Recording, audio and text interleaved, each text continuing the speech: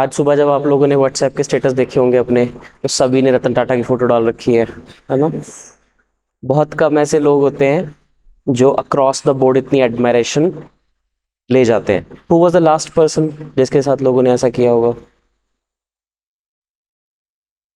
2-4 साल से तो न्यूज़ वगैरह फॉलो कर रहे हो, किसी ऐसे बंदे की डेथ हुई हो जिसको अगेन इतनी एडमायरेशन मिली हो जितनी रतन टाटा को मिली है अक्रॉस द बोर्ड? बहुत साल पहले एपीजे अब्दुल कलाम की जब डेथ हुई थी तब भी ऐसा ही सेंटिमेंट देखने को मिला था। लता मंगेशकर की डेथ हुई थी 2-2.5 साल पहले। हाँ जी। हाँ, इरफान खान की डेथ मतलब उतना ज़्यादा नहीं। इरफान खान भी बहुत फेमस थे, बट उनकी अक्रॉस द जनरेशन अपील नहीं थी। लाइक आवर पेरेंट्स जनरेशन और our grand parents generation may not know कि इमरान खान कौन है, इरफान खान कौन है, but our grand parents generation knew कि लता मंगेशकर कौन है, and so on till our generation. Same goes for APJ Abdul Kalam, same goes for Ratan Tata as well. तो वो जो लॉन्जेविटी वाला पॉइंट है ना, जैसे ऐसा ही कभी होगा अगर कभी अमिताभ बच्चन की डेथ होगी, let us say. Such a wrong thing to say, but just to make my point, just to make a point. चल एनीवे, तो a very interesting incident happen, मैं शेयर करना चाहता हूँ। बात से बात निकली है। I talk to Amitabh Bachchan last to last week. जो फोन अ फ्रेंड की ऑप्शन होती है केबीसी पे, तो किसी ने मेरा नंबर दिया था क्वेश्चन आंसर करने के लिए। So I got a phone and I got connected. But बहुत कुछ सोचा हुआ था कि मैं बोलूँगा बोलूँगा, कुछ नहीं बोला जाता उस टाइम पे। एपिसोड आएगा वो दिवाली वाले वीक में, 30 अक्टूबर को शायद इट विल बी एयर्ड। तो I thought it is a prank first, but then वो वीडियो कॉल थी, so I had to believe कि भाई he is talking to me. बस उधर से क्वेश्चन पूछा, I answered, it was over. So before you know it, it is over. चलो anyway, तो आज शुरू करते हैं रतन टाटा। ठीक है जी।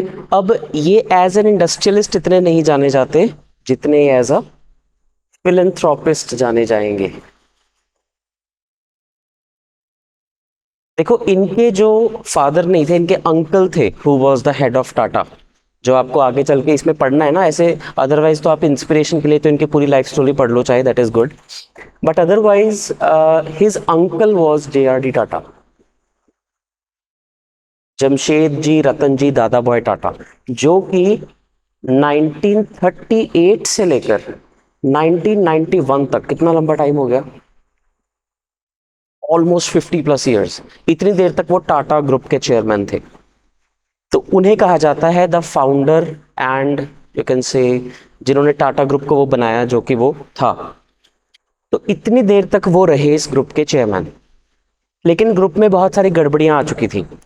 आपको पता है टाटा कितनी प्रोडक्ट लाइंस में इन्वॉल्व है ऑन एन एवरेज? जैसे टाटा टी भी होती है, टाटा स्काई भी है, टाटा मोटर्स भी है, सब कुछ है टाटा। 50+, एक्चुअली 90+। बहुत सारे ऐसे प्रोडक्ट हैं जो हमें डायरेक्टली कभी यूज़ नहीं होते। टाटा स्टील तो नहीं पता हमें, लेकिन जो प्रोडक्ट्स पे हमें विजिबली टाटा का लोगो दिखता है वो ही 50+ है। तो उन्होंने उस ब्रांड को वो बनाया जो कि वो था। लेकिन बाय द टाइम 1991 अराइव्ड, बहुत सारी गड़बड़ियाँ आ चुकी थी। जैसे टाटा के अंदर जो फर्दर कॉन्ग्लोमरेट्स थे, Tata Steel, Tata Tea, Tata Trusts, Tata Sons, ऐसे अलग अलग हैं। तो कुछ कंपनीज में जो लोग डायरेक्टर्स बने बैठे थे, वो खुद को उस कंपनी का मालिक समझने लग गए। वो भूल गए कि हम एक बड़े ग्रुप का हिस्सा हैं जिसका हेड है जेआरडी टाटा। तो इनका होल्ड लूज हो गया था एक तरह से। तो when he became the chairman in 1991, so he remained the chairman from 1991 to 2012। और 1991 ही वो टाइम था जब इंडिया में एलपीजी रिफॉर्म्स हुए। यानी कि ये सबसे क्रूशियल टाइम था कि टाटा ग्रुप इसके बाद श्रिंक करेगा या एक्सपैंड करेगा। तो जब इन्हें बनाया गया चेयरमैन, तो इनके सामने दो बड़े चैलेंज थे। पहला तो कि दोबारा सारा कंट्रोल वापस अपने हाथ में कैसे लेना है। He is not the kind of man he looks like. ये बहुत चैरिटी करते थे, तो ये बड़े ढीले ढाले सॉफ्ट से होंगे, इनसे कोई भी अपनी बात मनवा लेता होगा। Absolutely opposite.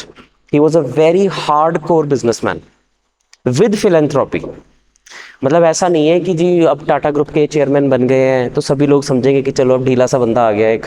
Exactly the opposite. तो इन्होंने अपने चेयरमैन बनने के 2-3 साल के अंदर अंदर वो सारे जितने महारथी बने बैठे थे, he change the constitution of Tata group, जिसमें उन्होंने रिटायरमेंट एज लिमिट इंट्रोड्यूस कर दी कि भाई 75 इज द एज लिमिट, जो भी 75 ईयर्स का हो चुका है ऑटोमेटिकली रिजाइन कर दो, otherwise you will be removed. और इनकी इतनी सपोर्ट थी सारी कंपनीज में कि जिनको भी कहते वो सारे बोर्ड ऑफ डायरेक्टर्स जो हैं वो इनके कहे अकॉर्डिंग वोट कर देते। तो सभी चेयरमैन ऑटोमेटिकली रिजाइन कर गए, उनको वो ह्यूमिलिएशन नहीं झेलनी पड़ी कि भाई हमें रिमूव कर दिया जाएगा। So he wrested all the companies back, और उसके बाद उन्होंने liberalisation, privatisation, globalisation. He was a very well read, very educated person. Harvard Business School से पढ़े हुए थे ये, जो कि दुनिया का टॉप बिजनेस स्कूल माना जाता है। तो इन्होंने वो सारे प्रिंसिपल्स, अपनी सारी स्टडी अप्लाई की। एक्चुअली इतना बड़ा इनके पास कॉन्ग्लोमरेट बना हुआ था, और उसे इन्होंने अपने इन 20 सालों में 7 टाइम्स ग्रो करवा दिया। 7 टाइम्स, मतलब जब इन्होंने टाटा ग्रुप लिया था, अगर उस वक्त वो $10 बिलियन टोटल वैल्यूएशन थी, तो by the time he left it was $70 billion in valuation, जो कि इंडिया का सबसे बड़ा कॉन्ग्लोमरेट है। लेकिन फिर भी इंटरेस्टिंगली मार्केट कैप में वो रिलायंस इंडस्ट्रीज के आसपास भी नहीं आता। क्या रीजन है इसका? जियो, रिलायंस इंडस्ट्रीज, मुकेश अंबानी वाली जो है, उससे बहुत कम आता है अगर आप सारी टाटा ग्रुप की कंपनीज को ऐड कर लो तो भी। ऐसा क्यों है? बिकॉज रिलायंस इतना डोनेट नहीं करता जितना टाटा करता है। आपको पता है जैसे आईएएस है एक सर्विस इंडियन गवर्नमेंट की, इंडियन एडमिनिस्ट्रेटिव सर्विस, ऐसे टाटा एडमिनिस्ट्रेटिव सर्विस होती है। शायद आप लोगों को आज पहली बार पता चलेगी ये बात। And it is as good as IAS, but to get into it is a totally different thing. ये कॉर्पोरेट सर्विस है जो कि सरकारी नौकरी जैसी है। So once you get into Tata Administrative Service, you get a pension once you retire, and your health insurance, your life insurance, वो सभी बेनिफिट्स जो गवर्नमेंट एम्प्लॉयज को मिलते हैं, much better than that you get in Tata Administrative Service. एक institute है TISS, Tata Institute of Social Sciences, Mumbai में है। इसे ह्यूमैनिटीज का आईआईएम कहा जाता है। मतलब अगर किसी ने एमबीए करनी है तो टॉप इंस्टीट्यूट आईआईएम है, इंजीनियरिंग करनी है तो टॉप इंस्टीट्यूट आईआईटी है, अगर किसी ने एमए करनी है तो टॉप इंस्टीट्यूट टिस है। टिस 15-20 तरह की एमए करवाता है। तो जो यहाँ से एमए करके निकलते हैं, MA in let us say international relations, MA in hospital management. अब एमए इन हॉस्पिटल मैनेजमेंट क्या हुई? एक्चुअली में how to manage a hospital, और यूजुअली ये डॉक्टर्स करते हैं। कोई भी कर सकता है, बट यूजुअली ये डॉक्टर्स करते हैं। तो जितने भी दुनिया में टॉप हॉस्पिटल चेन्स हैं, जैसे यहाँ की आपने सुनी होंगी, फोर्टिस हो गया, मेदांता हो गया, ऐसे ऐसे, इनमें जो एडमिनिस्ट्रेटिव पोजीशंस होती हैं, कॉर्पोरेट एडमिनिस्ट्रेटिव पोजीशंस, कि लेट्स से नॉर्थ इंडिया में जितने फोर्टिस हॉस्पिटल्स हैं उनको मैनेज करना, तो वो सभी पोजीशंस मोस्टली टिस से पढ़े हुए लोग ऑक्यूपाई करते हैं। And the packages are again 50 lakhs a year, 1 crore a year, corporate jobs but with the kind of government job security. तो ये सारा सिस्टम इन्होंने शुरू किया था। एक इनकी जो बहुत मानी हुई बात है, 26/11 हमला हुआ था मुंबई में 2008 में, ताज होटल पे हुआ था। तो ये टाटा ग्रुप के चेयरमैन थे उस टाइम। जितने टाटा ग्रुप के एम्प्लॉयज की डेथ हुई थी, and it is on record, ये कोई बनी बनाई बात नहीं है, जितने टाटा ग्रुप के एम्प्लॉयज की उस होटल में डेथ हुई थी, चाहे वो मैनेजर था, चाहे वो रूम क्लीन करने वाला था, चाहे वो शेफ था, काफी सारे एम्प्लॉयज मरे थे ताज होटल के उस time. So he not only employed one of the family members to the Taj Hotel as a compassionate appointment, but उन एम्प्लॉयज़ की जिनकी डेथ हुई थी, उनका लाइफ इंश्योरेंस जितना भी बनता था, automatically you get life insurance, जो कि आज की डेट में 50 लाख या 1 करोड़ होता है। So every Tata employees who dies, automatically his और her family gets that money. और इन्होंने क्या किया, उस पर्टिकुलर इंसिडेंट को देखते हुए उस एम्प्लॉय की लेट अस से उम्र थी उस वक्त 40 साल जिसकी डेथ हुई, तो 40 साल से लेकर 60 साल की उम्र तक वो टोटल जितनी सैलरी उसको मिलती, that salary was also given to the family as if the person retired and not died. So let us say किसी की सैलरी 1 लाख रुपए महीना थी, तो 12 लाख रुपए साल की हो गई, तो 20 साल की हो गई 2 crore 40 lakh. So insurance plus 2 crore 40 lakhs given to the family, कि आगे वाले 20 साल की salary also you are given. So setting an example कि कॉर्पोरेट्स को किस तरह से डील करना चाहिए। फिर कॉर्पोरेट सोशल रिस्पॉन्सिबिलिटी का कॉन्सेप्ट पढ़ते हैं हम, CSR। क्या होता है कॉर्पोरेट सोशल रिस्पॉन्सिबिलिटी? कॉर्पोरेट्स की social responsibility, government of India ने 2013 में कंपनीज एक्ट अमेंड किया था।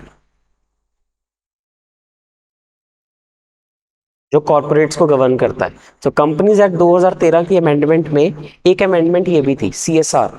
सीएसआर क्या होता है? कोई भी कंपनी जो रजिस्ट्रार ऑफ कंपनीज में रजिस्टर्ड है, जो कि इंडिया में लाखों कंपनीज हैं, वो अगर एक पर्टिकुलर थ्रेशोल्ड से ऊपर प्रॉफिट कमाती हैं, लेट अस से 5 करोड़ ईयर और 10 करोड़ ईयर, अब वो थ्रेशोल्ड चेंज होता रहता है, लेट अस से इट इज 10 करोड़ ईयर, तो उस कंपनी को बाकी टैक्स तो वो दे ही रही है, कॉर्पोरेट टैक्स दे रही है, बाकी सब टैक्स दे रही है, लेकिन उसे अपने पिछले 3 साल के एवरेज नेट प्रॉफिट का 2% अलग से निकालना पड़ेगा, जो कि उसकी सोशल रिस्पॉन्सिबिलिटी है। अब कॉर्पोरेट की सोशल रिस्पॉन्सिबिलिटी क्या होगी, वो सरकार बताएगी। सरकार ने एक लिस्ट दे दी कि भाई तुम इनमें से कोई भी काम करवा दो, हम उसे सीएसआर एक्टिविटी मान लेंगे। तुम टॉयलेट कंस्ट्रक्ट करा दो, किसी सरकारी स्कूल को रेनोवेट करा दो, सरकारी हॉस्पिटल में पैसे दे दो, सोलर पैनल्स लगा दो, किसी की एजुकेशन फंड कर दो, किसी का हेल्थ केयर का खर्चा फंड कर दो, रोड्स बनवा दो, anything, there is a list given by the government. तो यानी कि अगर कोई कंपनी 100 करोड़ रुपए नेट प्रॉफिट कमा रही है और लास्ट 3 इयर्स का एवरेज इसलिए रखा है कि कभी प्रॉफिट हो गया कभी लॉस हो गया, तो भाई 3 साल में अगर आपका नेट प्रॉफिट हुआ, तो लेट अस से किसी कंपनी ने 3 साल का एवरेज नेट प्रॉफिट 100 करोड़ कमाया, तो 100 करोड़ का 2% हुआ 2 करोड़, तो वो कंपनी 2 करोड़ रुपए इनमें से किसी भी एक्टिविटी में खर्च करेगी और उसका रिकॉर्ड सरकार को सबमिट करा देगी। अगर वो ऐसा नहीं कराए तो कंपनी पे पेनल्टी लगती है, जैसे कि टैक्स ना पे करने पे लगती है। यही क्राइटेरिया अगर आप टाटा ग्रुप पे लगाओगे तो सीएसआर आसपास भी नहीं है कहीं, because Tata group donates around 20 to 25% of their average net profits across different domains. मतलब इन पे आप सोच भी नहीं सकते कि सीएसआर की वायलेशन होगी। Even before CSR started, so since 1950s 60s they have been doing philanthropy. 20-25% profit का ये ऐसे ही बांट देते हैं, जिसके लिए इन्होंने अलग से कंपनी बना रखी है, which is known as the Tata Trusts, जिसके चेयरमैन थे ये अभी तक, जब तक इनकी डेथ नहीं होगी। तो जितना भी टाटा की कंपनीज हैं, देयर आर 60-70 कंपनीज, उन सब का जितना सीएसआर वाला बनता है plus a lot more money was transferred every year to Tata Trusts, जो कि सिर्फ यही काम करती है। ये कोई प्रोडक्ट नहीं बनाती है, कोई सर्विस प्रोवाइड नहीं करती, ये सिर्फ फिलैंथ्रोपी का काम करती है। और टाटा जी ने पहले 75 ईयर सेट की थी एज रिटायरमेंट की, फिर इन्होंने 70 कर दी उसको कम करके कि और यंग लोग आए कॉर्पोरेट्स में। तो अब ये प्रिंसिपल जब इन पे खुद पे अप्लाई होने की बात आई, ये रिजाइंड। एग्जाम्पल सेट करनी है आपको, तो जब ये हुए 70 साल के, रिजाइन कर दिया इन्होंने, आई विल नॉट बी, मतलब इनके रिजाइन होने के बाद इट वाज रिड्यूस टू 70। तो ये 75 के थे 2012 में जब इन्होंने, अभी इनकी 86-87 एज थी डेथ के टाइम, तो 75 के हुए। जीरो अपोजिशन, मतलब अगर ये चाहते तो ये जब तक अब तक इनकी डेथ नहीं हुई तब तक ये कंटिन्यू कर सकते थे as a chairman, but he did not, resigned. उसके बाद ये टाटा ट्रस्ट्स के चेयरमैन बने, जो कि कमर्शियल वेंचर नहीं है, तो उसका चेयरमैन कोई भी बन सकता है। तो सभी लोगों ने रिक्वेस्ट किया कि आप एटलीस्ट इसको हेड करते रहो, so he kept heading Tata trusts, जिसमें इन्होंने बहुत सारी इंडिया की स्टेट्स में कोई एक टॉपिक उठा लिया और उस पर पैसा लगा दिया। लेट अस से असम में कैंसर की बड़ी प्रॉब्लम है, आज से कुछ साल पहले ये न्यूज़ आई थी, असम में लोग कैंसर के केसेस बहुत ज़्यादा होने लग गए थे, तो टाटा ट्रस्ट ने पैसे दिए और वहाँ पे कैंसर हॉस्पिटल्स की एक चेन बना दी, पूरी world class high tech cancer hospitals, जिसमें पूरा सब्सिडाइज्ड ट्रीटमेंट होता है। आज भी ऐसा होता है कि मेनलैंड इंडिया से कई लोग असम में जाते हैं कैंसर ट्रीटमेंट कराने के लिए, कुछ स्पेसिफिक कैंसर ट्रीटमेंट्स के लिए, क्योंकि या तो उन्हें देश से बाहर जाना पड़ेगा उसके लिए। So he set up a chain of hospitals in Assam, जिसके लिए असम ने उन्हें असम रत्न भी दिया था, असम रत्न, जो कि स्टेट का हाईएस्ट अवार्ड होता है। The only thing is he did not gate Bharat Ratna, but most likely he will get it now अगले 1-2 साल में, क्योंकि वो पोस्ट्यूमसली भी दिया जा सकता है। महाराष्ट्र ने इन्हें महाराष्ट्र रत्न दिया था, जब शुरू हुआ तो पहला ही अवार्ड इनको दे दिया। इनको तो अवार्ड की जरूरत नहीं थी, बट उससे अवार्ड का स्टेचर बहुत बढ़ गया कि भाई वो वाला अवार्ड है जो रतन टाटा को भी मिला हुआ है। दैट इज अ वे। कई बार अगर आपको नया अवार्ड सेट करना है तो पहला अवार्ड इतने हाई रैंकिंग बंदे को दे दो कि अवार्ड की इमेज बन जाए। जैसा कि एक एग्जाम्पल है, जब लता मंगेशकर की डेथ हुई तो एक Lata Mangeshkar memorial award setup किया गया, जो कि किसी भी उस इंसान को दिया जा सकता है जिसने नेशन बिल्डिंग के लिए कुछ किया हो। पहला ही अवार्ड नरेंद्र मोदी को दे दिया। तो अब एक स्टैंडर्ड सेट हो गया, अब उससे अगला फिर आशा भोसले को दे दिया, फिर अब किसी और को दे देंगे। So Maharashtra Ratna also has been given to him. तो ये इन कॉन्ट्रीब्यूशंस के लिए जाने जाएंगे, रादर देन कि उन्होंने इस टाइम में टाटा को कितना एक्सपैंड किया था। जगुआर लैंड रोवर को इन्होंने एक्वायर किया था। So many stories associated with him. तो अब वो अलग अलग आने वाले कई दिन आपको न्यूज़पेपर्स में दिखती रहेंगी। इनके कुछ कोट्स हैं जिन्हें आप अगर 2-3 रिमेंबर कर लें तो आप कहीं ऐसे में यूज़ कर सकते हो, कहीं एथिक्स के क्वेश्चंस में यूज़ कर सकते हो। जैसे एक बहुत फेमस कोट है जो ओरिजिनली इनका कोट है, दैट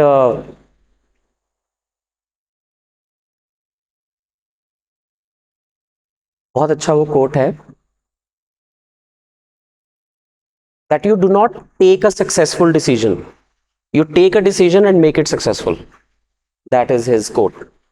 कि हर बार ऐसा नहीं होता कि आप जो भी चॉइस करेंगे वो हमेशा बहुत अच्छी निकलेगी, लेकिन एक बार जो चॉइस कर ली फिर उसको सक्सेसफुल बनाना आपका काम है। That is his quote. So let's say he acquires a failed company, तो फेल्ड कंपनी को कैसे सक्सेसफुल बनाना है, that was the idea. Basically corporate ideology है ये, बट इसे आप कहीं भी अप्लाई कर सकते हैं। तो अभी तक तो इतना ही है,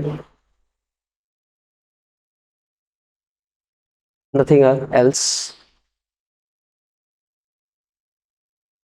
उसके बाद सेकंड न्यूज़ जो कि बिल्कुल भी इससे मैच नहीं करती है, कांग्रेस ने क्वेश्चन कर दिया कि भाई हरियाणा में कैसे हार गए हम।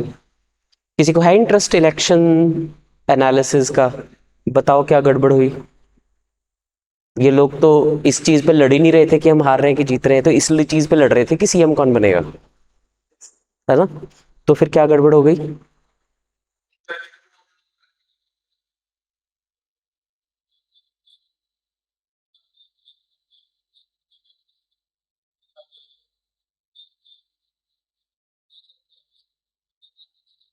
कुछ नहीं निकलना इसमें से, बैटरी वुटरी वाली बात में से कुछ नहीं निकलना। At every stage of the process all the party representatives are present, चाहे बैटरी बदलनी हो, चाहे वोटिंग होनी हो, चाहे वोट काउंट होनी हो। So now all these allegations are absolutely baseless, ऐसा कुछ नहीं होता है। तो ये तो आप पॉइंट छोड़ ही दो बैटरी वुटरी वाला। तो ये यहाँ पे इलेक्शन कमीशन कह रही है कि यार ये सब कुछ अगर प्रोसेस के थ्रू हुआ है, अब आप क्वेश्चन क्यों कर रहे हो इसको? ये तो बात है ही नहीं। एक्चुअल एनालिसिस बताओ क्यों हार गए। पिछली बार Congress had 28 seats, this time they have 37 seats. BJP की नहीं मुझे पता पिछली बार कितनी थी, इस बार they have 48 seats. Vote percentage की बात करें, they have 39.79 something, they have 39.09। ये कितना गैप है?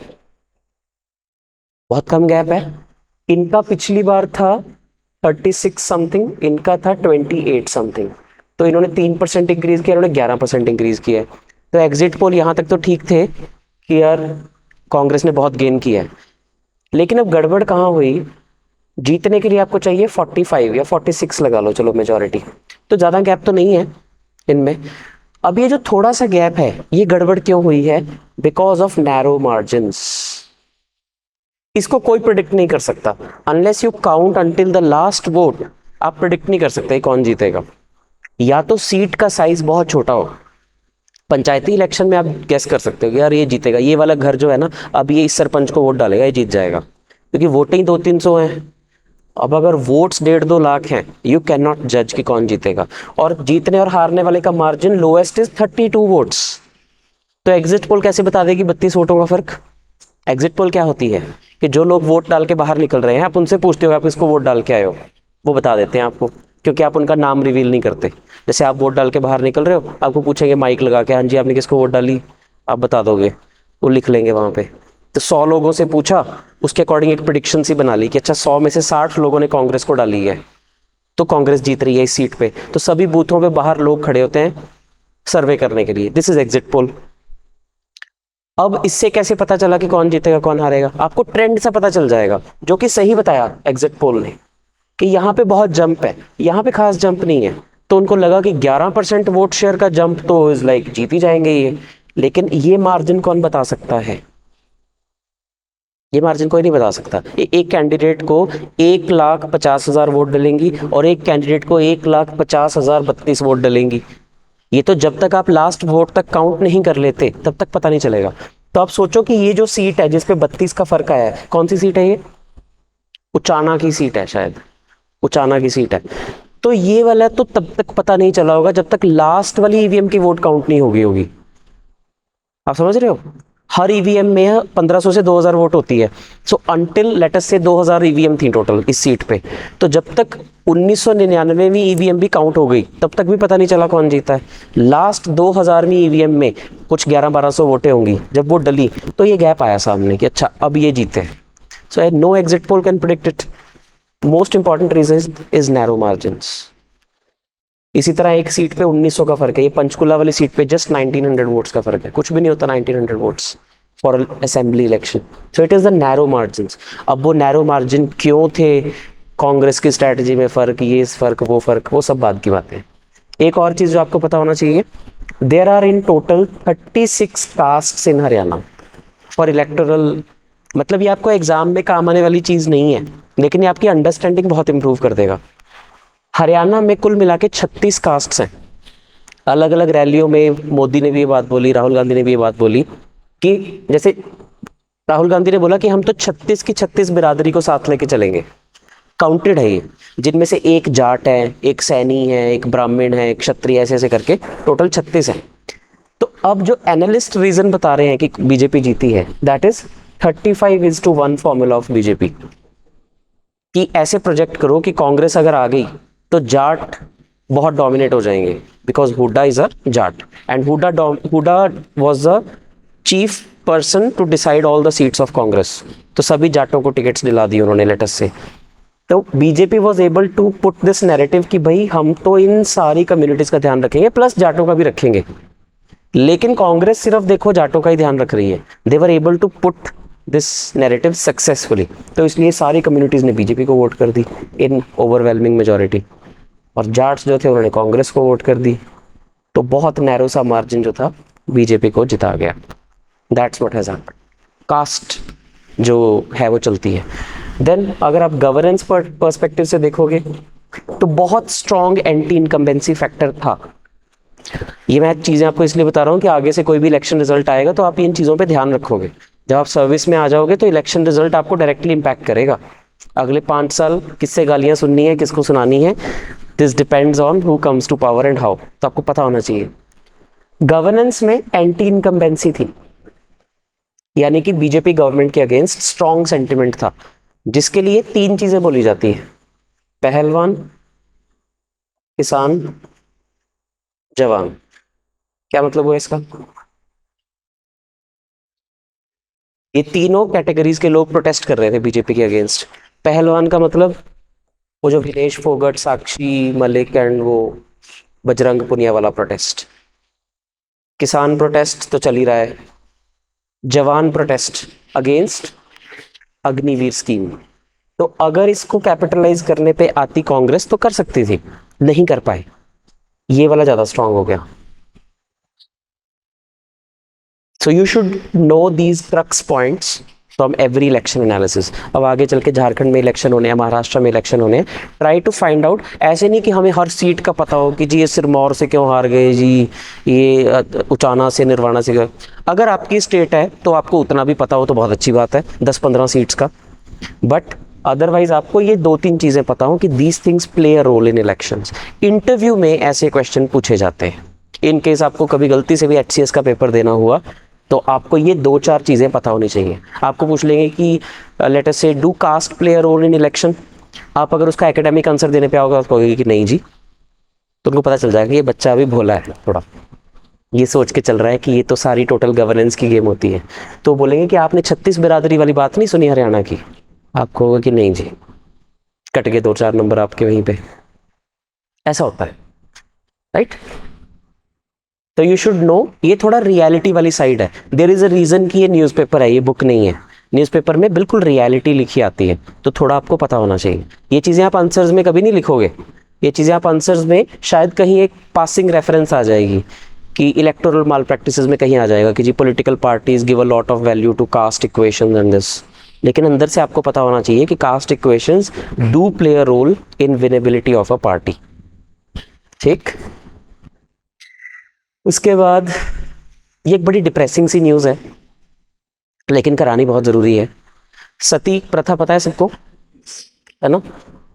अ wife is expected to be burnt alive on the funeral pyre of her husband. कब बैन हुई थी सती? हिस्ट्री कर चुके हो आप लोग? कब पास हुआ था सती प्रोहिबिशन एक्ट, और किसने पास किया था, किसने करवाया था? Very good, Lord William Bentinck. क्या बात है, लॉर्ड विलियम। और किसने उनको बोला था करने के लिए? वेरी गुड, ये हुई ना बात। ठीक है जी। तो राजा राम मोहन रॉय ने उस टाइम पे ब्रह्म समाज शुरू किया था 1828 में, और उनका पहला टारगेट ये था कि मैंने सती बैन करानी है, because this is something the most heinous thing that can happen. कि बाद में ठीक है, चाइल्ड मैरिज भी एक हेनस क्राइम है, विडो रीमैरिज ना होना भी एक गलत बात है, लेकिन वो इतनी गलत नहीं है जितना गलत ये है। तो पहला क्राइटेरिया उनका था कि मुझे तो सती बैन करवानी है, जिसके पीछे कंस्पिरेसी थ्योरीज भी हैं, बट हम उस पर नहीं जाएंगे। तो राजा राम मोहन रॉय ने ब्रिटिश को कहा और सती प्रोहिबिशन एक्ट पास करवाया 1829 में। इंडिया में लास्ट केस ऑफ सती कब का माना जाता है? ये वाला 1987। ऐसा नहीं कि तब तक सती कंटिन्यूअसली चलती जा रही थी, इससे पहले कोई 30-40 साल पहले केस हुआ होगा 1940s में, फिर उससे पहले 15-20 साल पहले हुआ होगा। तो this is the last recorded case of Sati in Indian statute book. और क्योंकि ये लॉ पहले से पास हुआ हुआ था, सती प्रोहिबिशन एक्ट, तो इंडियन पार्लियामेंट ने कोई सती प्रोहिबिशन एक्ट पास नहीं किया, क्योंकि हम ये मान चुके थे कि भाई ये तो अब होगा नहीं। लेकिन जब 1987 में ये इंसिडेंट हुआ, तो ये इतना ज़्यादा हो हल्ला मच गया, एंड राइटली सो, कि राजस्थान के सीएम को रिजाइन करना पड़ गया था उस टाइम पे। सर उस टाइम राजस्थान के सीएम थे हरिदेव जोशी, कांग्रेस के थे ये, इनको रिजाइन करना पड़ गया था कि भाई तुम्हारी स्टेट में इतना बड़ा कांड कैसे हो गया, this is such a heinous offence. तो उन्होंने रिजाइन कर दिया कि हाँ मैं जिम्मेदारी लेता हूँ। तो उसके एक साल बाद पार्लियामेंट ने फिर एक लॉ पास किया, commission of Sati prevention act 1987। कि अभी भी अगर ये हो रहा है तो शायद 1829 वाला एक्ट बहुत पुराना हो गया, तो अब इसमें बहुत खतरनाक सजाएं लिखनी पड़ेंगी हमें। तो अगर कोई जबरदस्ती सती करवाता हुआ पाया जाए तो उसे लाइफ इंप्रिजनमेंट तक की सजा हो सकती है। अगर कोई इस एक्ट को ग्लोरीफाई करता भी पाया जाए तो उसे 7 साल तक की सजा हो सकती है। अब ये हुआ क्या था, बहुत ज़्यादा डिटेल में नहीं जाऊंगा। 1987 में एक केस हुआ, तो this ladies husband died a few months after wedding. तो ये लास्ट रिकॉर्डेड केस है, ये उसकी एक मज़ार सी बना रखी है, यहाँ पे हुआ था ये इंसिडेंट। तो ये लेडी उस पर जल के मर गई थी। और उस टाइम के जो गांव वाले हैं उनका ये कहना था, ये विटनेसेस ने बोला है कि भाई जब ये हुआ था तो उसका पूरे गांव में एक परेड निकाली गई, उसको सजाया गया, प्रॉपरली सती करवाई गई। पर ये चीज़ प्रोसिक्यूशन प्रूव नहीं कर पाई कोर्ट में। अगर ये चीज़ प्रूव हो जाती तो वो सारे गांव वाले एक तरह से सपोर्ट कर रहे थे सती को, दे वर ग्लोरीफाइंग इट, तो उस पूरे गांव को सज़ा हो जाती। तो शायद सभी लोग अपनी स्टेटमेंट बाद में बदल गए कि सभी फंसेंगे अगर फंसेंगे तो एक तरह से, but still this law acted as a deterrence कि अब आगे से एटलीस्ट कोई ऐसा नहीं करेगा कि फंसेंगे तो फिर सारे ही फंसेंगे। How will it look like कि एक गांव में 50 घर हैं, सारे घरों के सारे अडल्ट्स को इकट्ठे जेल हो गई, तो सभी लोगों ने मिलकर अग्री किया होगा, एक सभा की होगी कि भाई सभी फंस जाएंगे, सभी लोग डिनाई कर दो। So no material evidence was found whatsoever. और वो 1987 का टाइम था, no video clips, no photographs, no outsider, एक गांव के ही लोग थे। तो सभी लोगों ने ये बात दबा दी एक तरह से। अब उस टाइम तो ये बात दब गई, उसके एक साल बाद, एग्जैक्टली एक साल बाद, उसकी एनिवर्सरी मनाने पहुंच गए कुछ लोग कि हमारे यहाँ तो सती हुई थी, उसकी हम सालगिरह मनाएंगे। अब वो लोग फंस गए, उन लोगों पे केस चल रहा था जिनको अभी अभी एक्विट किया गया है आफ्टर 37 ईयर्स। उन पे भी कुछ प्रूव नहीं हो पाया, तो इसलिए लैक ऑफ एविडेंस के चक्कर में उनको छोड़ना पड़ गया। बट आपको पता होना चाहिए इस चीज़ के बारे में, ये 2-4 फैक्ट्स, ये सबसे इंपॉर्टेंट था। This was the first effort in doing so. और जिस गांव में ये हुआ ना, उसका नाम था दिवराला। अब हर कम्युनिटी में ना गधे होते ही हैं, हर रिलीजन में, हर कास्ट में, हर कम्युनिटी में कुछ एक बहुत मिनिस्क्यूल प्रोपोर्शन लोग होते हैं जो कुछ पर्टिकुलर उल्टे सीधे रीति रिवाज के साथ अपनी प्राइड जोड़ देते हैं। तो ऐसे ही एक ये कि राजपूत कम्युनिटी में भी कुछ लोग थे, तो उन्होंने अपने नाम के पीछे दिवराला लगाना शुरू कर दिया। जैसे अब पंजाब में बड़े सारे लोग हैं, पॉलिटिशियंस हैं, जो अपने नाम के पीछे गाँव का नाम लगाते हैं। उसका अलग रीज़न होता है कि भाई हम वहाँ से बिलोंग करते हैं, ताकि लोगों में हमारा नाम जो है हमारे गाँव के नाम से जाना जाए। इन लोगों ने गांव का नाम इसलिए लगाया कि देखो वहां जहां पे सती हुई थी हम वहां से बिलोंग करते हैं, एज अ प्राइड। तो कोर्ट ने बोला कि भाई ये उल्टे सीधे काम बंद करो, अगर हमने ऑफिशियली किसी के नाम के पीछे दिवराला लगा हुआ देख लिया तो उस पर भी हम यही सेक्शन लगा देंगे, फिर 7 साल के लिए अंदर कर देंगे। वो वकील ने, दूसरे साइड के वकील ने सोशल मीडिया स्क्रीनशॉट दिखाए होंगे कि देखो कितने लोगों ने नाम के पीछे दिवराला लगा रखा है। तो कोर्ट ने ये एक ऑर्डर इशू किया कि भाई ये नाम के पीछे से हटा लो, नहीं तो तुम सबको भी अंदर कर देंगे। तो ये आपको पता होना चाहिए। और ऑफ कोर्स कुछ साल पहले पद्मावत वाला जो कंट्रोवर्सी हुई थी, जब दीपिका पादुकोण की मूवी रिलीज हुई थी, तो उसमें भी ये माना जाता है कि एट द एंड ऑफ, जब कौन था वो, Khilji, so when he was invading, तो Padmavati along with so many of the women, उन्होंने कलेक्टिव सती कर ली थी उस टाइम पे चित्तौड़गढ़ के किले में। तो उसके साथ जोड़ के भी इसको देखा जाता है, parallels were drawn to Chittorgarh पर पद्मावती, राइट। बस इतना आपको इस न्यूज़ के बारे में पता होना चाहिए। अदरवाइज सती को प्रोहिबिट करने के लिए आईपीसी में कोई स्पेसिफिक प्रोविजन नहीं है, बट बहुत सारी प्रोविजन हैं जो इस पे लग जाती हैं। Incitement to an offence, glorification of a heinous act, बहुत सारे सेक्शंस हैं आईपीसी में। देन किसी को ज़बरदस्ती करना ये करने के लिए, दैट मीन्स आप एक तरह से अटेम्प्ट टू मर्डर है ये, तो अटेम्प्ट टू मर्डर का charge is a very serious charge, तो सभी लोग उसी में कन्विक्ट हो जाएंगे, इसलिए अलग सेक्शन की ज़रूरत नहीं पड़ेगी। लेकिन to glorify the occurrence of sati as a specific act IPC में कहीं मेंशन नहीं है, उसके लिए ये लॉ पास किया गया कि अब आगे से जो होगा तो वो आईपीसी में कवर हो जाएगा, लेकिन उसको अगर कोई ग्लोरीफाई करेगा तो उसके लिए अलग एक्ट बना दिया हमने। उसके बाद से there is no recorded case in history ever, ठीक है। Then monetary policy committee,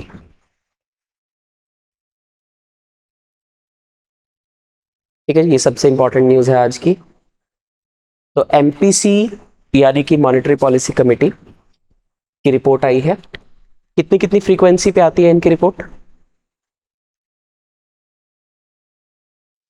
2 months, bye monthly, यानी कि साल में 6 बार इनकी रिपोर्ट आती ही आती है। तो अब अक्टूबर के स्टार्टिंग में आई है, अब दिसंबर के स्टार्टिंग में आएगी। तो इन्होंने रेपो को क्या किया है, बढ़ा दिया है, कम कर दिया है, क्या किया है? सेम रखा है। कितने पे? 6.5% पे। तो रेपो क्या होता है? सिंपल वर्ड्स में,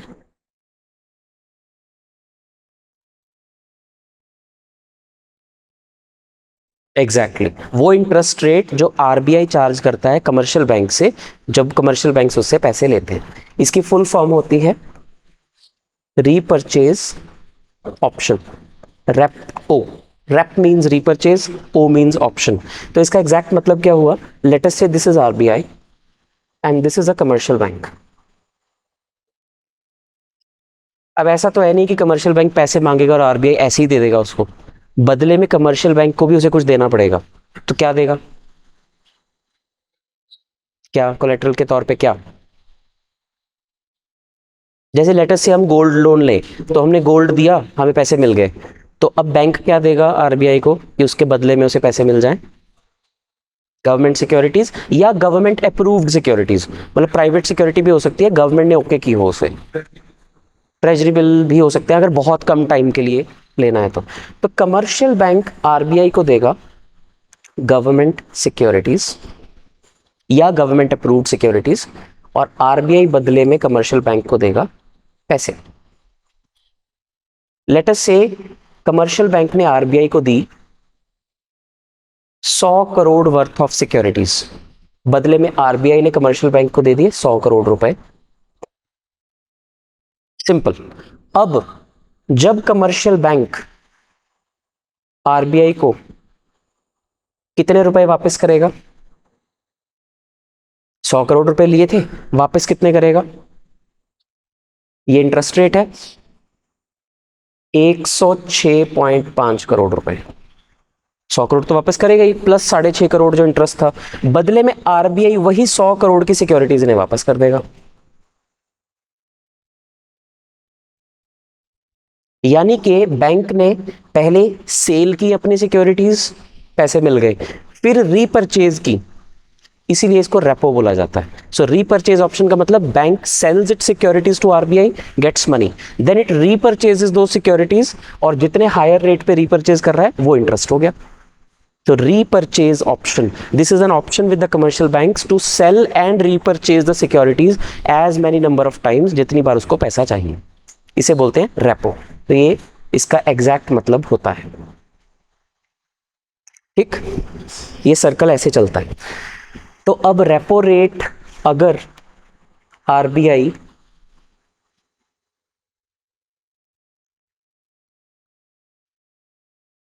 अब इन्फ्लेशन कैसे वर्क करती है?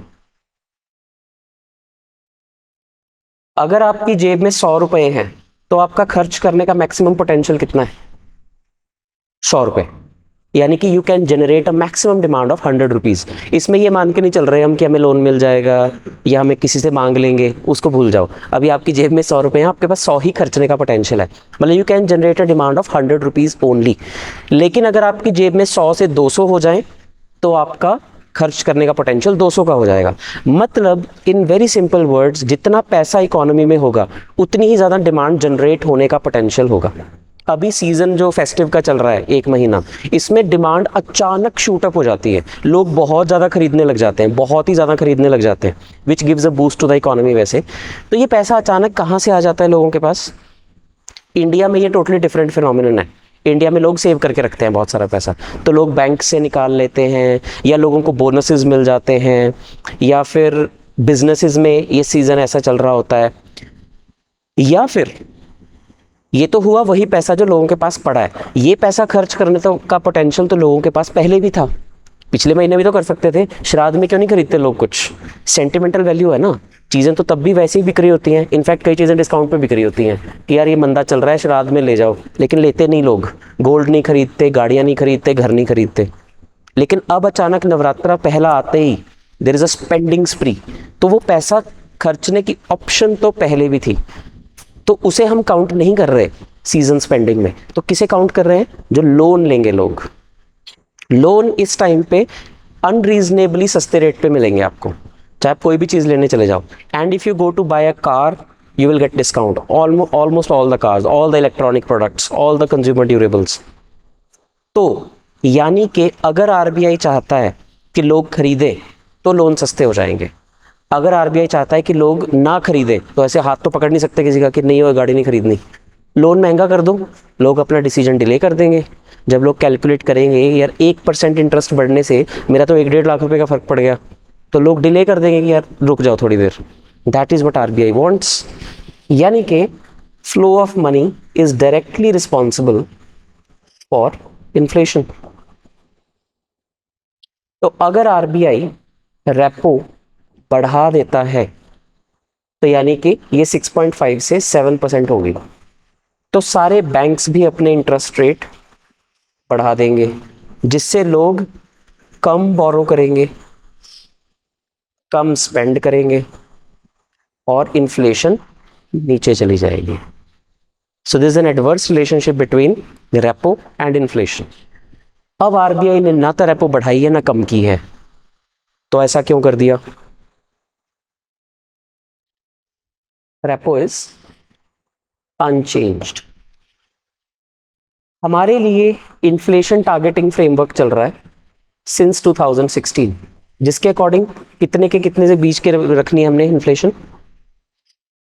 2 to 6%। ये एक्सेप्टेबल इन्फ्लेशन बैंड है इंडिया में, जिसे हम 4% ±2 भी बोल देते हैं।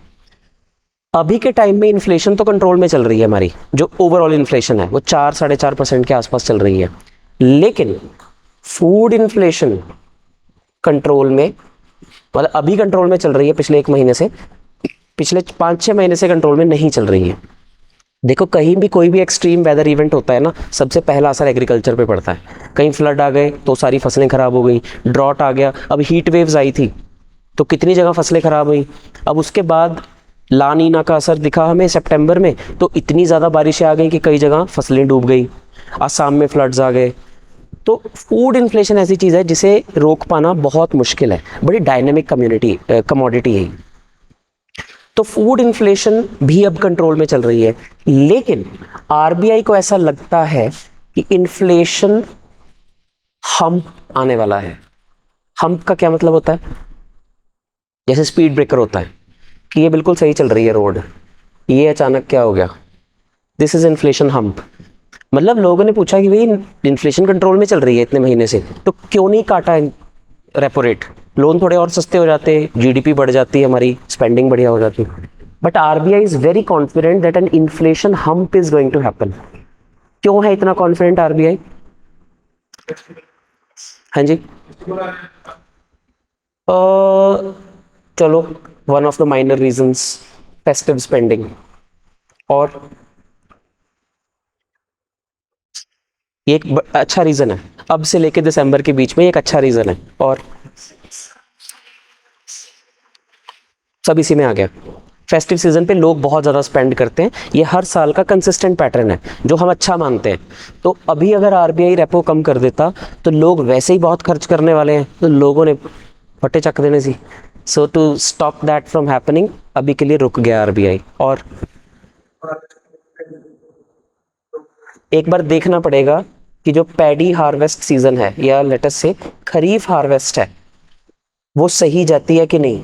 अगर वो उम्मीद से कम रही, हमें ऐसे फसल देख के पता नहीं चल सकता कभी की हार्वेस्ट कितनी होगी, ये एक्चुअली जब उसका वेट होता है तब पता चलता है। आप एक खेत में फसल देख के, अनलेस कोई बंदा बहुत एक्सपर्ट हो, खेत में फसल देख के नहीं बता सकते कि ये कितनी फसल होगी, उसकी यील्ड कितनी होगी। वो जब तक उसके कटने के बाद उसकी लिफ्टिंग नहीं हो जाती मंडी में जाके, तब तक यू नेवर नो। तो नवंबर मिड तक या नवंबर एंड तक हमारे पास एक डेटा होगा कि इस खरीफ सीजन में टोटल प्रोक्योरमेंट कितनी हुई है, कितने मिलियन टन्स की हुई है। तो अगर वो गलती से कम हो गई तो प्राइसेस बढ़ जाएंगे, फूड इन्फ्लेशन फिर ऊपर को जाएगी, इसलिए आरबीआई ने रोक रखा है। सो खरीफ हार्वेस्टिंग सीजन की वजह से very good. Third, middle east में वॉर चल रही है जिसकी वजह से क्रूड ऑयल प्राइसेस कब शूट कर जाएं वी नेवर नो। ये 3 मोटे मोटे रीजंस हैं कि आरबीआई ने बोला कि कोई बात नहीं, इतनी देर से रुके हुए हैं, 2 महीने और रुक जाते हैं। So when the next time December 2024 monetary policy committee meeting happens, most likely they are going to reduce the interest rate, क्योंकि पूरी दुनिया में यही हो रहा है। यूरोपियन सेंट्रल बैंक, यहाँ पे लिखा भी हुआ है, European central bank, bank of England and US का फेडरल रिजर्व, इन तीनों ने अपने अपने रेपो रेट्स कम कर दिए हैं। यानी कि सभी जगह पूरी दुनिया में थोड़ी थोड़ी मंदी वाली सिचुएशन चल रही है, तो सब ने अपने रेपो कम कर दिए, लोग थोड़ा खर्चेंगे, थोड़ी जीडीपी अच्छी हो जाएगी। हमारे यहाँ अभी वो प्रॉब्लम नहीं है, हमारी जीडीपी बढ़िया चल रही है, contrary to the whole world. ऐसा क्यों है? हमारी जीडीपी ग्रोथ अच्छी क्यों हो रही है और पूरी दुनिया में इतना ज़्यादा स्लो डाउन क्यों आया हुआ है? पूरी दुनिया में सब लोग बना रहे हैं, यहाँ कंज्यूमर है। हमारी पॉपुलेशन बहुत ज़्यादा है, वो कहीं ना कहीं हमें फ़ायदा भी देती है। एक तो अगर हमने यूएन सिक्योरिटी काउंसिल में परमानेंट सीट मांगनी हो तो हमारी पॉपुलेशन हमारे काम आती है ना, सबसे बड़ा हमारा पॉइंट वही है। और एक कंज्यूमर भी इंडिया में है। द रीज़न कि चाइना में भी जितना मर्जी स्लो डाउन आ जाए ठीक ठाक ही रहता है, क्योंकि उनके पास भी लोग बहुत हैं, हमसे थोड़े कम है पर अच्छे खासे लोग हैं उनके पास भी। सो द पॉपुलेशन, अब डेवलप्ड कंट्री है, मान लो यूएस है, यूएस में बहुत ज़बरदस्त फैक्ट्री सिस्टम है, बड़ा ज़बरदस्त मास स्केल पे प्रोडक्शंस होती हैं। लेकिन अगर पूरी दुनिया में डिमांड कम हुई हुई है तो यूएसए अपने दम पे फैक्ट्रीज कैसे चला लेगा? धक्के से एक्सपोर्ट थोड़ी करोगे आप, कहीं से डिमांड आ रही है तो एक्सपोर्ट करोगे ना। इंडिया में ये सिस्टम है कि अगर हमें अपनी जीडीपी बढ़ानी हो तो हम अपने अंदर अंदर ही खेल लेते हैं। जैसे कोविड का टाइम आया तो हमने आत्मनिर्भर भारत अभियान चलाया, तो हमें इसके लिए किसी दूसरी कंट्री की सपोर्ट की ज़रूरत नहीं पड़ी। हमने इंडियंस ही इतने लोग हैं, 50 करोड़ तो हमने बैंक अकाउंट खोल दिए जनधन योजना में, उन्हीं के अकाउंट्स में पैसे डाल दिए कि इन्हीं को दे दो पैसे, ये खर्चेंगे तो फिर जीडीपी का हिस्सा बनेगा।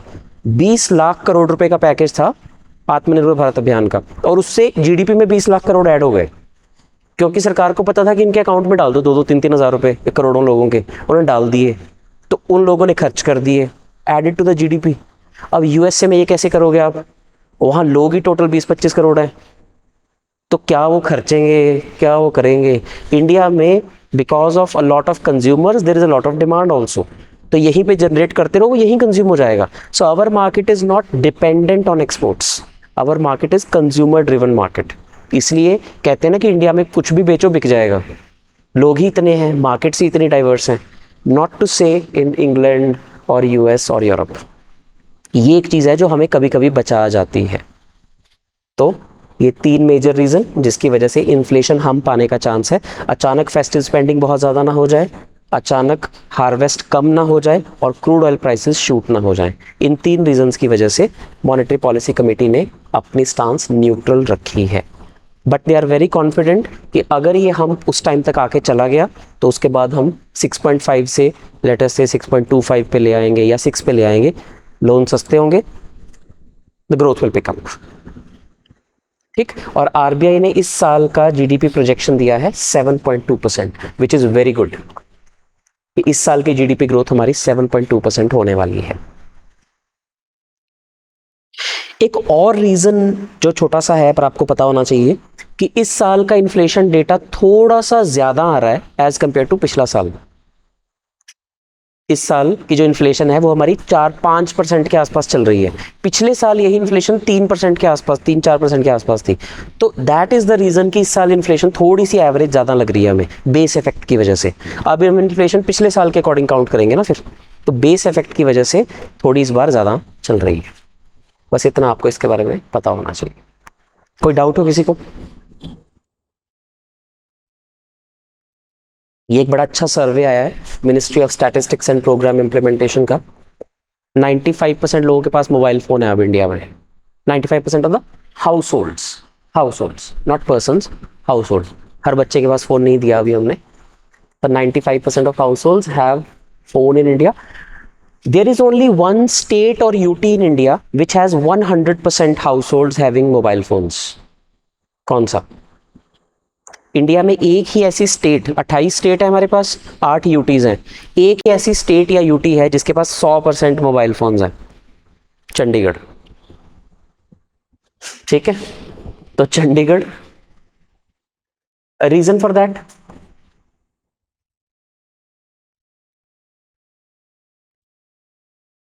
चंडीगढ़ दे नज़ारे ने पट्टिया।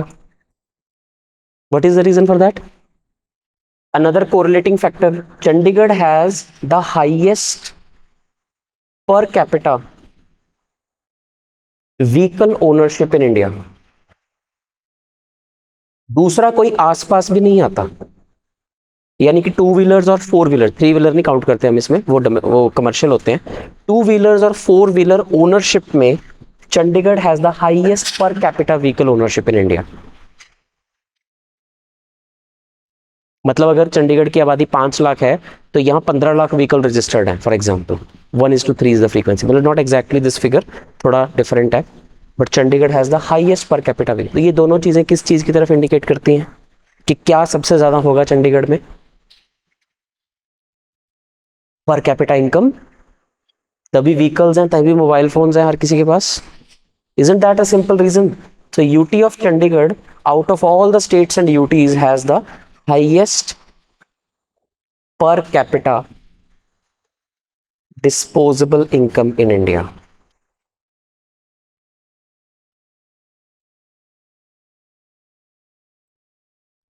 ठीक है जी। तो इस सर्वे में जो 2-4 चीजें आपको पता होनी चाहिए, एक तो यही वाला मोबाइल फोन्स वाला, मतलब आपके पास एक अथॉरिटेटिव फिगर है, अदरवाइज किसी से बैठे बैठे ऐसी बात हो जाए कि इंडिया में कितने लोगों के कितने घरों में फ़ोन होंगे जी, कोई बोलेगा जी सबके पास होंगे 100%, कोई बोलेगा नहीं नहीं अभी तो आधे घरों में भी नहीं है। तो यू हैव अ सर्वे किया, मिनिस्ट्री ने बोला 95% घरों में है। This is the fact, this is the data, है ना। जैसे इंडिया में अभी मोबाइल फ़ोन कनेक्शंस कितने हैं? 128 करोड़। ये भी मॉस्पी का डेटा था पिछले साल का, 128 करोड़ फ़ोन कनेक्शंस है इंडिया में। एक और इंपॉर्टेंट डेटा इसमें है आपके पास, highest mean years of schooling. कहाँ पे है?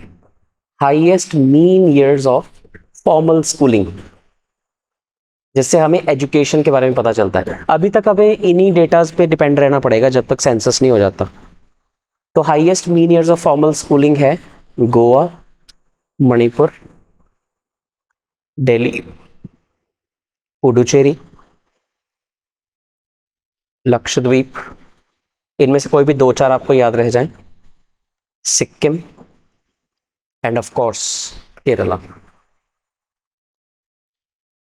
इन सब में highest mean years of schooling है विच इज 8.4 ईयर्स। मतलब हर इंसान ने इन स्टेट्स में से अपनी जिंदगी में एटलीस्ट 8.5 साल फॉर्मली स्कूल में बिताए हैं, जो कि लिटरेसी की एक डेफिनेशन है इंडिया में कि अगर आपने 8 साल तक फॉर्मल स्कूलिंग की है यू आर लिटरेट, यानी कि फर्स्ट से 8 स्टैंडर्ड तक, जो राइट टू एजुकेशन में है 6 से 14 साल की उम्र तक। तो इन स्टेट्स और यूटीज में केरला तो ऑफ कोर्स इज देयर। छोटी छोटी स्टेट्स यूटीज हैं सभी, है ना, मेजर स्टेट कोई नहीं है। वी नीड स्टेट्स लाइक, अब बॉटम पे कौन सी हैं? UP, Bihar, West Bengal. तो सबसे ज्यादा फर्क तो वहीं पड़ेगा। ठीक है जी। उसके बाद ये एक आर्टिकल है बहुत अच्छा लास्ट, राइस फोर्टिफिकेशन। क्या होती है राइस फोर्टिफिकेशन? बहुत इंपॉर्टेंट है ये आर्टिकल, पर है बड़ा इजी। राइस फोर्टिफिकेशन क्या होती है?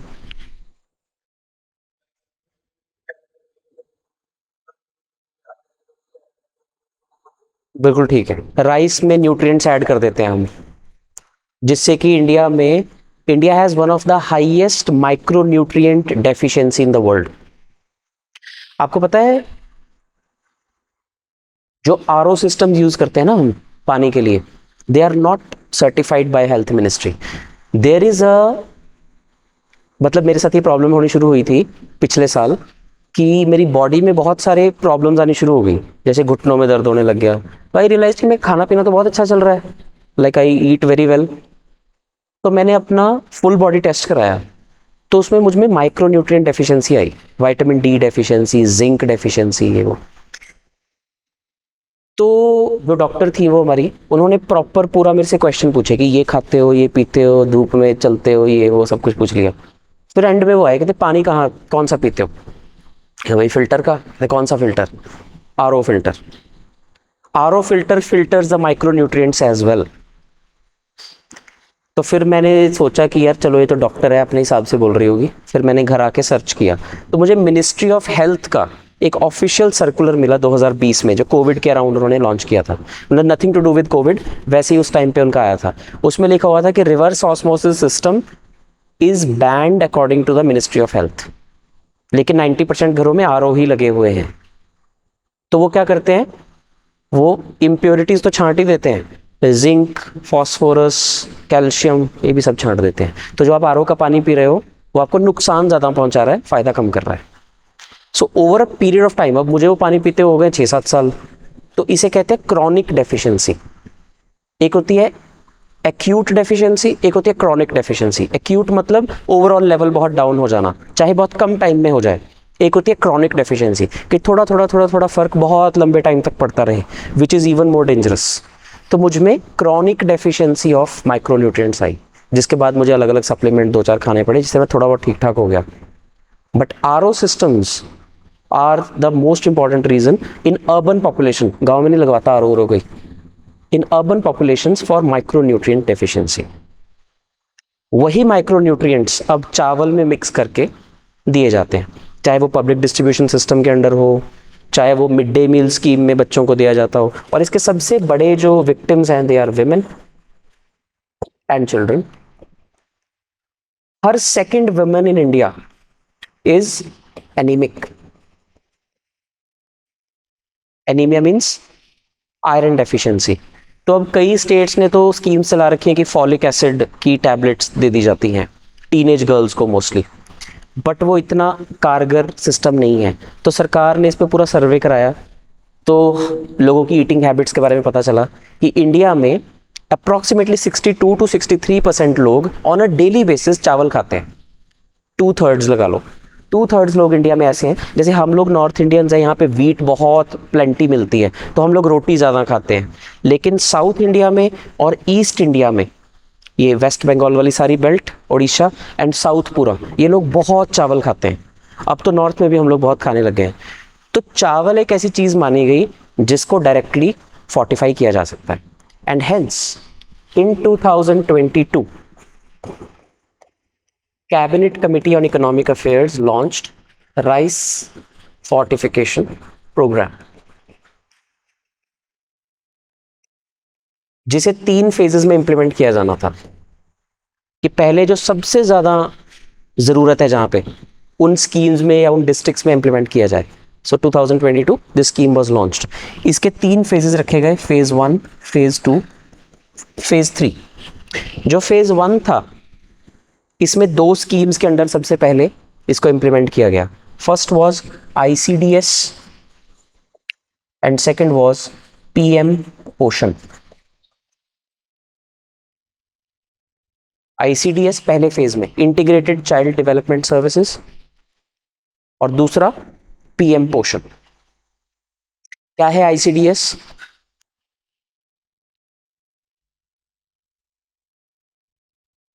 पता सबको है, बस ये नहीं पता कि उसे ICDS कहते हैं। यही मजे की बात है, आपको लगेगा कि अच्छा इसको ICDS बोलते थे। There is a mechanism in India which is working absolutely well, बहुत बड़े लेवल पे, बस उस स्कीम का नाम ICDS है। क्या है? और किसी टाइम पे UPSC में लगातार 6-7 साल ICDS पे मेंस में क्वेश्चन आ चुका है। मिड डे मील स्कीम उसका एक ऑफशूट है, एक छोटा सा पार्ट है। आंगनवाड़ी सेंटर्स होने हैं ना सबने, वो ICDS के अंदर बनते हैं। तो आंगनवाड़ी सेंटर्स में न्यू बॉर्न बेबीज के लिए, देन लैक्टेटिंग मदर्स के लिए, देन आफ्टर प्रेगनेंसी के लिए जो भी खाना प्रोवाइड कराया जाता है, जितना भी हेल्थ और न्यूट्रिशन से रिलेटेड है, सब ICDS का हिस्सा है।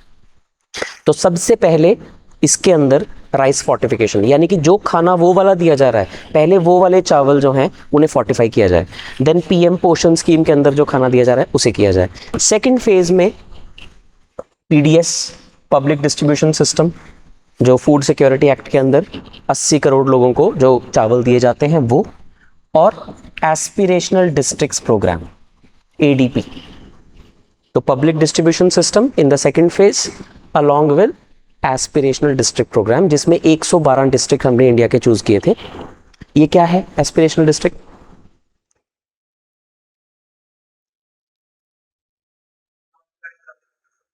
नहीं, एस्पिरेशनल डिस्ट्रिक्ट प्रोग्राम है इंडिया के सबसे पिछड़े हुए डिस्ट्रिक्ट्स। मतलब इंडिया, देखो जब भी आप पॉलिसी बनाते हो ना कि आपको गरीब लोगों का भला करना है, तो उसके 2 तरीके होते हैं। एक तो होता है कि आप टॉप से शुरू करो, कि कोई स्कीम यहाँ से इंप्लीमेंट हुई, उसका असर सब तक पहुँच ही जाएगा। एक होता है कि यूजुअली सबसे कम, सबसे ज़्यादा जिसको ज़रूरत होती है, अगर आप डायरेक्टली वहीं पे फोकस कर दो तो सबसे जल्दी रिजल्ट आएगा। It is like saying that there is a classroom of students जिसमें 100 स्टूडेंट हैं, उसमें से 20-25 तो ऐसे हैं जो बहुत बढ़िया पढ़ाई करते हैं, उनको किसी अटेंशन की ज़रूरत नहीं है। 40-50 ऐसे हैं जो मीडियोकर हैं, ठीक ठाक कर रहे हैं, और 20 ऐसे हैं जो फेल होते हैं।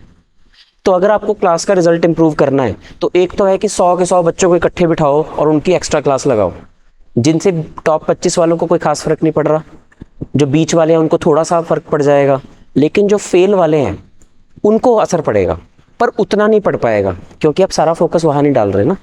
तो एक्स्ट्रा तरीका क्या है, उन 20 बच्चों की एक्स्ट्रा क्लास ले लो, तो उनका वो जब सारे पास हो गए तो क्लास का रिजल्ट 80% से सीधा 100% पे गया। This is a approach to policy making, और ये अप्रोच हम अपनाते हैं। ये हमने गांधी जी के एक प्रिंसिपल से सीखा है।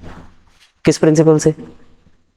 गांधी जी की एक फिलॉसफी थी जिसे मैंने अभी अभी आपको बताया है, दिस सेकंड फिलॉसफी, कि आप टॉप वालों को और मीडियम वालों को टारगेट ही मत करो, you just target directly the poorest of the poor, उससे सबसे ज्यादा इंपैक्ट आएगा। इसे कहते हैं गांधी जीज तलिस्मान। नहीं सुना किसी ने? एनसीईआरटी, कई कुछ एनसीईआरटी बुक्स में ना देर शुरू में प्रियम्बल छपा होता है, ऐसे गांधी जी तलिस्मान भी छपा होता है। इसे आप गूगल करके देखना। इसका सिंपल मतलब ये है ये आपको एथिक्स में भी बहुत काम आएगा, कहीं भी कोट कर सकते हो। गांधी जी तलिस्मान एक लाइन में ये है कि अगर आप लाइफ में कोई भी काम करने लगे हो, specially as a public servant, आप कोई भी काम करने लगे हो, any decision you are going to take, so just remember, close your eyes and remember the face of the poorest person you have ever seen in your life, and then analyse कि जो मैं decision लेने लगा हूं इसका उस पर क्या असर होगा। दिस इज अ, जिसके कहते हैं कि it's a yard stick for decision making. कि लेटर से मैं करप्शन करने लगा हूं, अब मैं सोचूंगा कि यार मेरे इस एक्ट का उस पर क्या असर होगा, उसको तो कोई फायदा नहीं हुआ, देश खराब ही हो रहा है, तो रुक जाओ, मत करो corruption. That is the idea behind Gandhi ji talisman. Plus this also means कि आप पुअरेस्ट ऑफ द पुअर के बारे में सोच रहे हो, और इसी से आइडिया लेके सरकार ने अंत्योदया स्कीम शुरू की हुई है, जो इसी का हिस्सा है बेसिकली, पीडीएस का। तो पीडीएस में हम सबको बराबर थोड़ी देते हैं, आटा दाल चावल जो भी है सबको बराबर नहीं देते। पीडीएस के अंदर दो कैटेगरीज हैं, एक पीडीएस नॉर्मल, एक अंत्योदय अन्न योजना। अंत्योदय का मतलब क्या हुआ, अंत उदय, अंत means the last person, poorest of the poor, Uday means rise, so the rise of the poorest of the poor is the literal meaning of Antyodaya, philosophy directly drawn from Gandhi's talisman। तो अंत्योदय का मतलब क्या हुआ कि PDS तो देश के 70-80 करोड़ लोगों के लिए है, लेकिन उनमें से भी 8-10 करोड़ लोग ऐसे हैं जो इतने गरीब हैं कि उनसे 1 रुपए 2 रुपए 3 रुपए भी मत लो, फ्री दे दो उनको। That is those are under the Antyodaya Yojana, जिन्हें हम कुछ साल पहले तक बीपीएल कहा करते थे। Now we don't call them BPL anymore, now they are either PDS beneficiaries और AAY beneficiaries, Antyodaya Anna Yojana beneficiaries.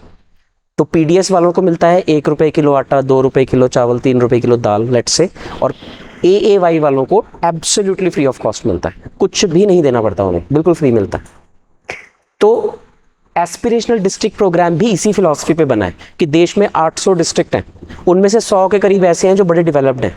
अब चंडीगढ़ से डिस्ट्रिक्ट इमेजिन, यहाँ पे चाहिए हमें कोई हेल्थ केयर या एजुकेशन या कुछ, एवरीथिंग इज वर्किंग परफेक्टली, लेकिन आप कहीं जाके देखो मथुरा में कि वहाँ पे क्या हालत है। Mathura is one of the aspirational districts, one of the poorest districts in India. तो इसके 10 पैरामीटर हैं, जैसे health care, education, civil infrastructure, electricity, job generation, ऐसे ऐसे करके। तो सरकार ने 112 एस्पिरेशनल डिस्ट्रिक्ट आइडेंटिफाई किए कि सारा ध्यान यहां लगा दो, इन फेल डिस्ट्रिक्ट्स की एक्स्ट्रा क्लास लो, basically that is aspirational district programme. तो सेकंड फेज में हमने पीडीएस में राइस फोर्टिफाई कर दी, और एस्पिरेशनल डिस्ट्रिक्ट्स में जो पीडीएस बांटी जा रही थी उस सारे राइस को फोर्टिफाई कर दिया। थर्ड फेज में जितने भी बाकी डिस्ट्रिक्ट बचे हैं, all the remaining districts close to 700, वहां पे इसको इंप्लीमेंट कर दिया। एक्चुअली में होती कैसे है राइस फोर्टिफिकेशन, राइस को चूरा बना देते हैं, पूरा उसका पाउडर बना देते हैं, फिर एक माइक्रो न्यूट्रिएंट्स का पाउडर बना होता है, उसको उसमें मिक्स कर देते हैं, पूरी तरह से ब्लेंड कर देते हैं कि पता ही नहीं चलेगा कहाँ गया, और उसको फिर पानी डालते हैं उसमें, और फिर एक मशीन होती है जो उसको इकट्ठा कर करके बिल्कुल दोबारा चावल के दाने बना देती है। तो अगर दोनों चावल साथ साथ पड़े हैं, आप बता ही नहीं पाओगे कि ये फोर्टिफाइड है और ये अनफोर्टिफाइड है।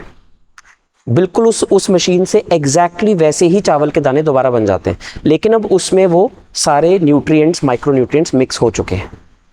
तो अब हर 1 किलो में 10 ग्राम डालना होता है, शायद ऐसा कोई सिस्टम है इसका, है ना, 1 किलो में 10 ग्राम।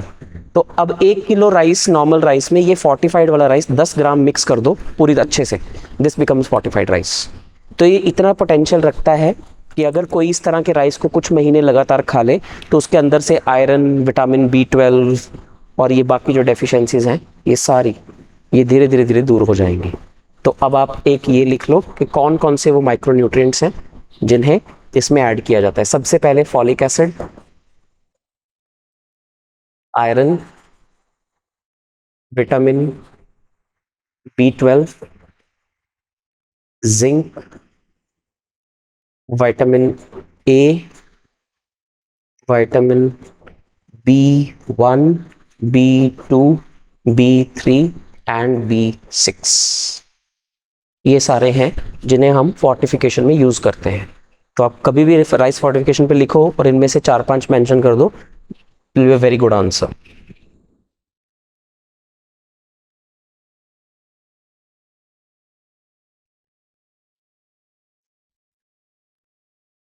ठीक है जी, तो ये है आपकी राइस फोर्टिफिकेशन। अब ये न्यूज में क्यों है पूरा का पूरा, क्योंकि सरकार ने देखा कि अच्छा काम कर रहा है, जो माइक्रो न्यूट्रिएंट डेफिशिएंसी है वो कम हो रही है, सर्वे कराए जाते हैं इसके टाइम टाइम पे, तो बच्चों के ब्लड सैंपल्स टेस्ट किए, कुछ किया, तो हमने देखा कि धीरे धीरे वो चीज़ें इंप्रूव हो रही हैं, तो हमने इसको 2028 तक एक्सटेंड कर दिया है। That is the news. ठीक है जी, तो नेशनल फूड सिक्योरिटी एक्ट के अंडर इसे इंप्लीमेंट किया जा रहा है और ये 2028 तक इसे एक्सटेंड कर दिया गया है to address anaemia and micronutrients deficiency. ठीक है जी,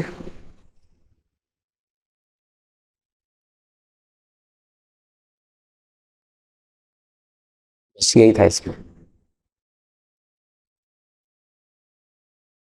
ठीक है जी, दैट इज ऑल। कल केमिस्ट्री नोबेल भी दिया गया है, बट वो थोड़ा ज़्यादा डिटेल में डिस्कस करने वाला टॉपिक था, so we will do this tomorrow.